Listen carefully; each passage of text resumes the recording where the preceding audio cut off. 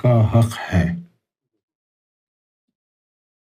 پر کیا اللہ پر بھی بندے کا حق ہے؟ اگر ہاں تو وہ کیا حق ہے؟ بندے پر تو اللہ کا حق ہے، کیونکہ وہ خالق ہے، اس نے تمہیں پیدا کیا ہے، اس کا حق ہے۔ سوال یہ ہے کہ کس ناطے بندے کا اللہ پر حق ہے؟ پہلا حق تو بندے کا اللہ پر یہ ہے کہ بندہ اپنے تئیں ہدایت حاصل نہیں کر سکتا، تو بندے کا اللہ پر یہ حق ہے کہ وہ اس کو صحیح راستہ دکھائے۔ کیوں؟ بندے کے اختیار میں نہیں ہے۔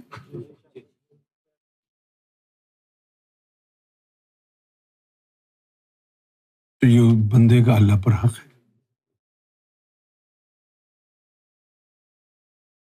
بندہ مرشد کے بغیر اللہ تک پہنچ نہیں سکتا، یہ اللہ پر بندے کا حق ہے کہ وہ مرشد دلائے۔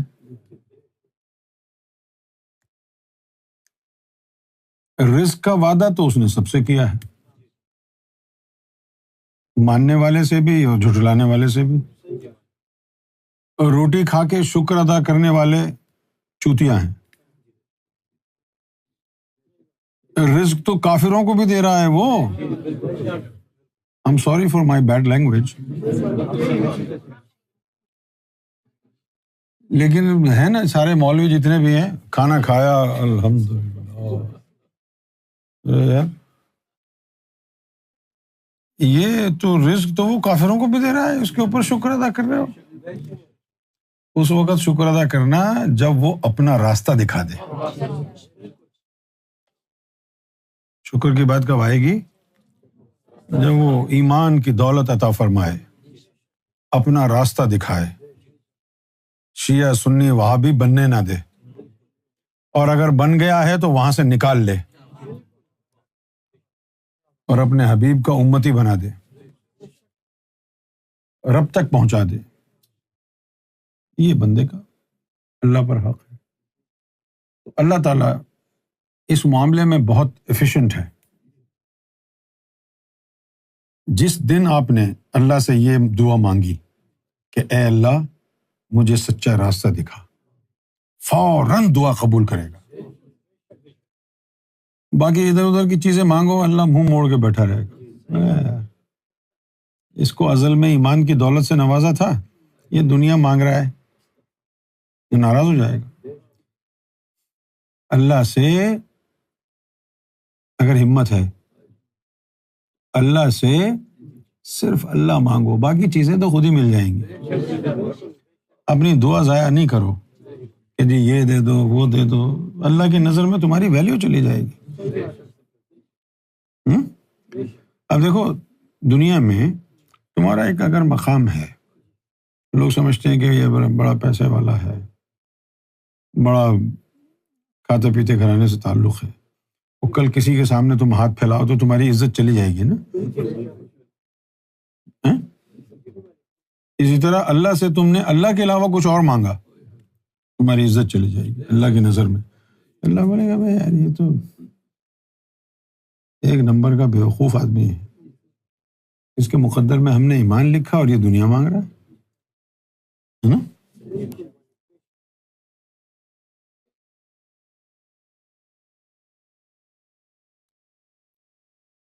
وہ اللہ جو ہے اس کا آپ کو کیریکٹر نہیں پتا، اس لیے مار کھاتے ہو۔ اس کا کیریکٹر کیا ہے؟ اس سے تم کہو کہ مجھے تو چاہیے تو وہ کہے گا یار یہ جنت دیکھ لو ذرا۔ آپ اس کے پیچھے لگے رہو اور وہ آپ کو ادھر ادھر موڑتا رہے گا، یہ جنت لے لو، یہ دولت لے لو، یہ لے لو، وہ لے لو.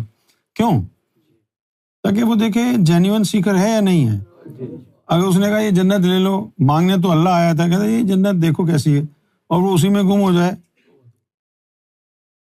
تو اللہ کہے گا چلو جان چھوٹی، دفع ہوا مردود. اسی لیے اس راستے میں ہمت والے اللہ کو پسند ہیں. تو اللہ کو حاصل کرنا چاہے گا، اللہ تجھے بار بار دھتکارے گا. اس لیے نہیں کہ وہ تجھے اپنا عشق نہیں دینا چاہتا، وہ اس لیے کہ آزمانا چاہتا ہے کہ تو واقعی اللہ کو چاہتا ہے یا you will settle for less.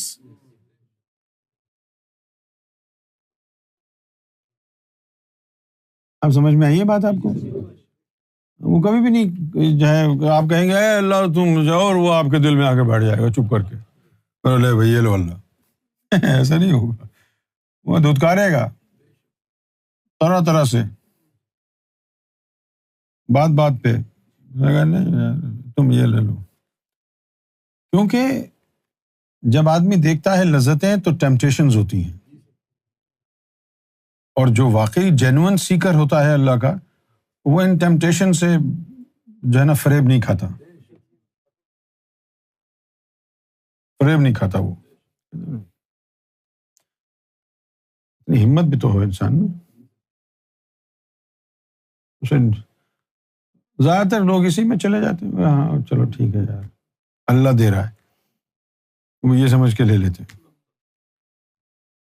Do not settle for anything lesser than God. اللہ کا وہ حکم جو اللہ سے دور کر دے اس کا ماننا حرام ہے. اللہ کا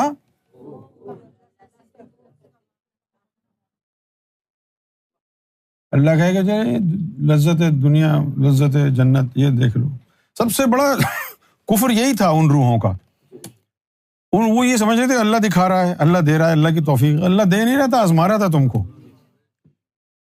یہ جنت ہے، یہ دنیا ہے، تم نے اوہ واہ واہ بھاگ گئے. بس یہی کفر ہو گیا. تم نے پلک جھپک کے دیکھا کیسے جنت کو، اس کی لذات کو، دنیا کو، اس کی لذات کو دیکھا کیسے تم نے؟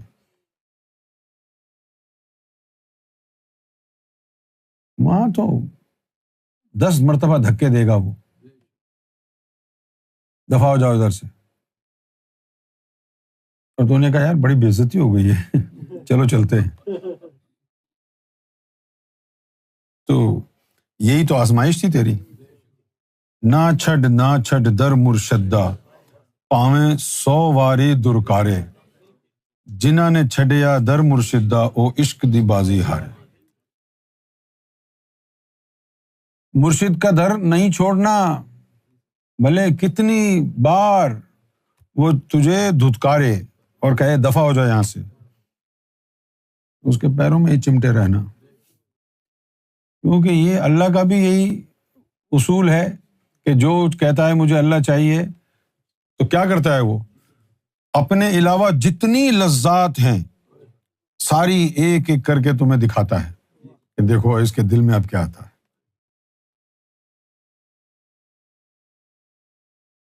اور جو چھوٹی موٹی چیزوں پر ہی سیٹل ہو جائیں، اللہ کہے کہ یار kick him off man, he doesn't deserve to be in the queue of those who seek God. جن کے دل میں دنیا کے لذات بھرے ہوں، جن کا مقصد بیوی کو پانا ہو، بیوی کو راضی کرنا ہو، وہ رب کو کہاں راضی کر پائیں گے؟ وہ تو آزمائے گا، بولے یہ لو یہ لو یہ لو یہ لو یہ لو. چلو ناراض ہے تم سے، بلا لو. اس وقت بندے کو کہنا چاہیے میں نے نہیں بلانا، مجھے تو رب چاہیے. اس سے بڑا مکار کوئی نہیں ہے. یہی مطلب ہے اس بات کا. تو کہے گا مجھے رب چاہیے، وہ کہے گا یار یہ لے لو.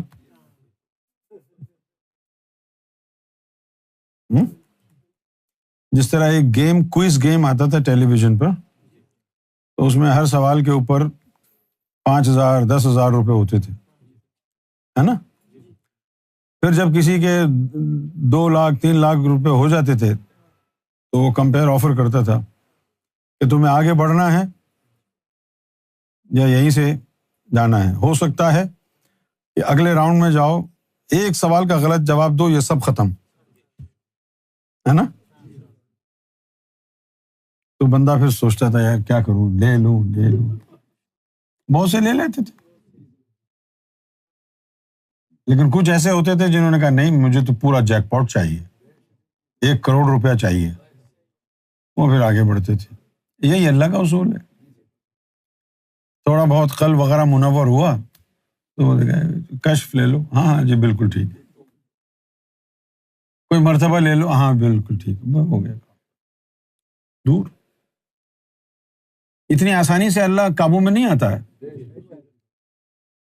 جب وہ بندے کو ہر طریقے سے آزما لیتا ہے، پیسہ دے کے، عزت دے کے، دولت دے کے، مرتبہ دے کے، اور بندہ کہتا ہے نہیں، نہ مجھے مرتبہ چاہیے، نہ مجھے دولت، نہ مجھے عیش و آرام چاہیے، نہ مجھے طاقت چاہیے، نہ مجھے امر کن چاہیے، نہ مجھے جنت چاہیے، نہ تیری جو ہے نعمتیں چاہیے، مجھے صرف تو چاہیے.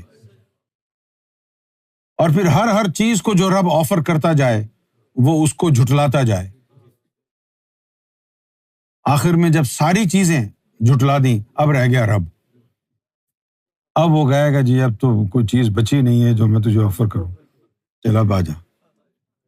پھر وہ بغل گیر ہو جائے. اس کے بعد ہی پھر بندے کی اور رب کی زبان ایک ہو جاتی ہے، کیونکہ وہ بندہ رب تک پہنچا کب ہے؟ کائنات کی ہر شے، ہر نعمت کو جھٹلا کے. اب جب وہ ساری نعمتیں جھٹلا کے اور رب تک پہنچا ہے، اب رب کا بھی فرض بنتا ہے نا، اس کی زبان بن جائے، اس کے ہاتھ بن جائے، اس کے پاؤں بن جائے، کیونکہ اس کے اندر کچھ رہا ہی نہیں. غیر سب نکل گیا، خواہشات غیر نکل گئیں، خواہشات غیر نکل گئیں. اب اس میں صرف رب کی تمنا رہ گئی. یہی ہے اس حدیث کا مطلب، اذا تم الفقر فہو اللہ. جو فخر میں کامل ہو گیا وہ اللہ ہی ہو گیا، کیونکہ اس میں کچھ بچا ہی نہیں ہے.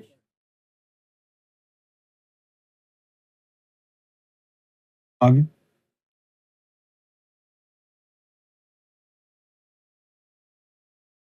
اور ایک طرف تم ذکر قلب لو اور پھر کہو کہ بیوی بیمار ہے دعا کر دیں، کاروبار میں برکت ہو جائے دعا کر دیں. تو یہی وہ لمحہ ہوتا ہے جہاں وہ ذکر وکر سب ختم ہو جاتا ہے. یہ جھوٹا مکار آدمی ہے، یہ رب کی تلاش میں آیا تھا، کہہ رہا تھا کہ مجھے بزنس صحیح ہو جائے، نوکری لگ جائے، دعا کر دیں. یہ تو دنیا کا کتا ہے جہنمی، وہ اس راستے میں کامیاب نہیں ہوتی. 1 سال 1.5 سال 2 سال 3 سال 5 سال بعد جا کے انہوں نے گمراہی ہونا ہے، یہ ذکر بند ہو جاتا ہے. وہ جو چیز تو نے مانگی تھی نا رب کے علاوہ، وہ لکھ دیتا ہے وہ یہاں پر کہ یہ ہے مکار، آیا تھا مجھے مانگنے، جب میں نے اپنا اسم اس کو عطا کیا اب یہ دنیا مانگ رہا ہے. وہ لکھ دیتا ہے. پھر کوئی موقع ایسا آتا ہے 2 سال 3 سال 5 سال بعد، وہ اللہ اس کو پھنسا کے نکال دیتا ہے روحانیت سے، دفع ہو جائے ادھر سے. تو نے رب کے علاوہ کسی اور چیز کی تمنا کیسے کی؟